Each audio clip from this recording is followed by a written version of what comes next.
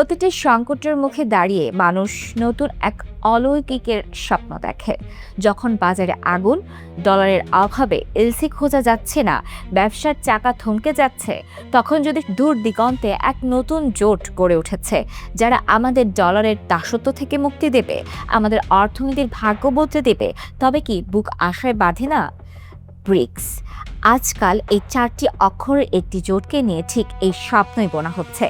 Brazil, Russia, Bharat, চীন ও দক্ষিণ Africa বিশ্বের সবচেয়ে বড় উদীয়মান অর্থনীতির দেশগুলোর এই জোট নাকি বিশ্ব অর্থনীতির নতুন অভিভাবক। কিন্তু প্রশ্ন হলো, ব্রিক্স কি সত্যিই বাংলাদেশের জন্য কোনো জাদুদণ্ড, নাকি এটি কেবলই বিশ্ব রাজনীতির এক জটিল দাবা খেলা যেখানে সাধারণ মানুষের হিসাব আর রাজনীতিকদের হিসাব এক হয় না? একটু পেছনের গল্প বলি। 2001 সালে গোল্ডম্যান সাকসেস এক অর্থনীতিবিদ প্রথম এই শব্দটি ব্যবহার করেছিলেন। উদ্দেশ্য ছিল বিশ্বকে দেখানো পশ্চিমা বিশ্বের বাইরেও এক নতুন অর্থনৈতিক শক্তি মাথা তুলে দাঁড়াচ্ছে। পরবর্তী সময়ে এই দেশগুলোর একসাথে জোট বাঁধে। আজ তাদের সাথে যুক্ত হয়েছে মিশর, ইথিওপিয়া, ইরান ও সংযুক্ত আরব আমিরাতের মতো দেশগুলো।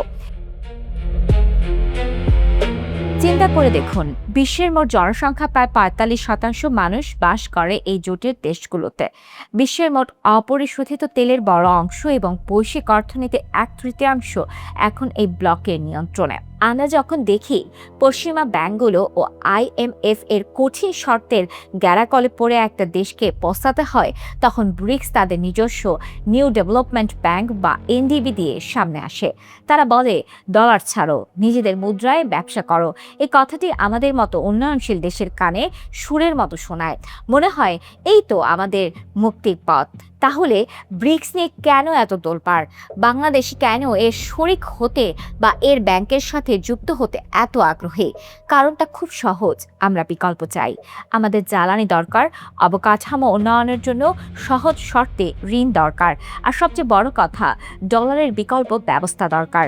যদি আমরা চীনের কাছ থেকে তাদের নিজস্ব মুদ্রা ইউয়ানে কিংবা ভারতের কাছ থেকে রুপিতে সহজে পণ্য কিনতে পারি, তবে আমাদের ওপর থেকে ডলারের চাপ অনেকটাই কমে যায়। কিন্তু বাস্তবতার ছবিটা কি সত্যিই ততটা রঙিন? ব্রিক্স কোনো জাদুকরের কাঠি নয় যে সদস্য হলেই পরদিন সকালে চালের কেজি 40 টাকায় নেমে আসবে কিংবা ব্যাংকের ভোল্ট ডলারে ঘরে যাবে। ব্রিক্সের ভেতরের বাস্তবতা হলো ভারতের সাথে চীনের সীমান্ত আর ভূ রাজনৈতিক দ্বন্দ্ব, রাশিয়ার ওপর পশ্চিমা নিষেধাজ্ঞা আর চীনের নিজস্ব অর্থনৈতিক এজেন্ডা। যে জোটে দুই প্রধান শক্তি ভারত ও চীন একে অপরের দিকে সন্দিগ্ধ চোখে তাকায়, সেই জোটে ছোট কোনো দেশ কতটা লাভবান হবে তা নিয়ে বড় সংশয় থেকে যায়। আমরা প্রায়ই ভুলেই যাই, ব্রিক্স মূলত একটি অর্থনৈতিক ও ভূরাজনৈতিক প্ল্যাটফর্ম, কোনো ত্রাণ সংস্থা নয়। আজ আমরা যদি মনে করি পশ্চিমা বিশ্বের বিকল্প হিসেবে ব্রিক্স আমাদের সব সমস্যার সমাধান করে দেবে, তবে আমরা মারাত্মক ভুল করব। কারণটা ভুলে গেলে চলবে না। আমাদের তৈরি পোশাক খাতে প্রধান ক্রেতা কিন্তু সে আমেরিকা আর ইউরোপীয় ইউনিয়নই। তাদের সাথে সম্পর্কের টানাপোড়েন তৈরি করে যদি আমরা অন্য কোনো ব্লকের দিকে একতরফা ঝুঁকে পড়ি, তবে আমাদের রপ্তানি খাতে লাখ লাখ সাধারণ শ্রমিকের পেটে লাথি পড়বে। যে পোশাক শ্রমিক মেয়েটি ভোর 5টায় উঠে কারখানার দিকে হাঁটে, যে কৃষকটি রোদ বৃষ্টির মাথায় নিয়ে জমিতে ফসল ফলায়, তাদের ভাগ্য ব্রিক্সের কোনো জমকালো সামিটের এসি রুমে বসে বদলাবে না। আমাদের ভাগ্য বদলাবে তখন যখন আমরা নিজেদের দুর্নীতি থামাবো, ব্যাংক খাতে লুটপাট বন্ধ করব, আর পাচার হওয়া টাকা দেশে ফিরিয়ে আনব। ব্রিক্স আমাদের জন্য নিশ্চয়ই এক বিশাল সম্ভাবনা। নিউ ডেভেলপমেন্ট ব্যাংক থেকে অর্থায়ন পাওয়ার সুযোগ কিংবা উদীয়মান বাজারগুলোর সাথে যুক্ত হওয়ার মাধ্যম হিসেবে ব্রিক্স অত্যন্ত গুরুত্বপূর্ণ। কিন্তু এটিকে কোনো অলৌকিক সমাধান ভাবাটা বোকামি। বিশ্ব রাজনীতির এই কঠিন সন্ধিক্ষণে বাংলাদেশকে দাঁড়াতে হবে অত্যন্ত সচেতনভাবে।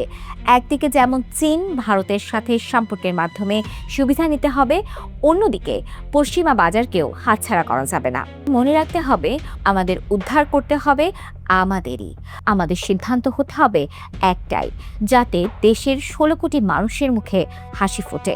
কোনো পরাশক্তির ইশারায় যেন আমাদের সার্বভৌমত্ব ও অর্থনীতির বন্ধক না পড়ে।